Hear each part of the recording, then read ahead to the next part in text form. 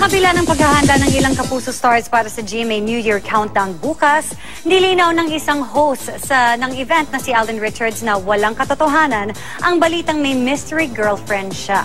Mula sa Pasay City, makakachika natin live si Nelson Canlas. Nelson?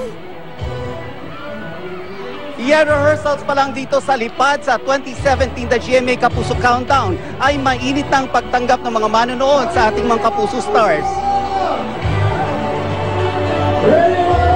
Tinatna ng GMA News ang buwis-buhay rehearsals ni ex-sex bomb dancer Ira Bermudez para sa lipad sa 2017 The GMA Kapuso Countdown bukas sa Mall of Asia. Pati na ang dance number ni Ruru Madrid at Gabby Garcia.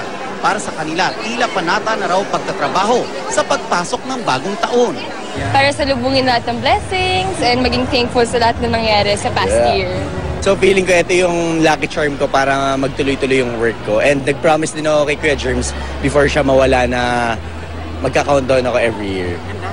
Makikisaya rin bukas ang iba pang Kapuso stars tulad ni Andrea Torres, Betong Sumaya, Ken Chan, Ivan Dorschner at marami pang iba.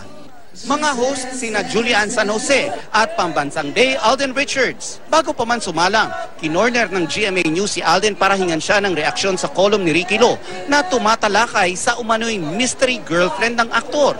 Naging seryoso ang tono ng Pambansang Day. Nagulat daw kasi ang kanyang pamilya nang lumabas ang issue. Wala pong mystery girl, walang mystery girlfriend, and wala po akong kakilala from Pampanga or somewhere else. Basta ang alam ko po, hindi po yung totoo. Halatang nasaktan si Alden sa maling impormasyon na kumakalat. Para sa kanya, mangingibabaw naman daw ang katotohanan. Christmas Eve daw, binisita mo tong mystery girl. Ano ba yun? ito? Nung Christmas Eve po, kasama ko po yung family ko sa bahay. From the vacation time ng 21 to 30, ngayon po, never po akong nagpunta ng Manila. Nagpunta lang po ako ng Manila nung 24 to visit yung restaurant ko po. May naglabas, diba, na blurred yung photo?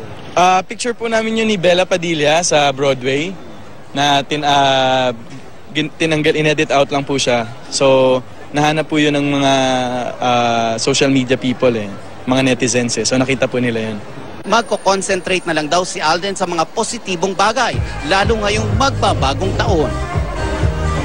Mapapanood ang lipad sa 2017 The GMA Kapuso Countdown mula alas 8 ng gabi dito sa Mall of Asia na magtutuloy-tuloy hanggang sa pagsapit ng 2017. Advance Happy New Year sa inyo dyan, Iya. And to you too, maraming salamat, Nelson Canlas.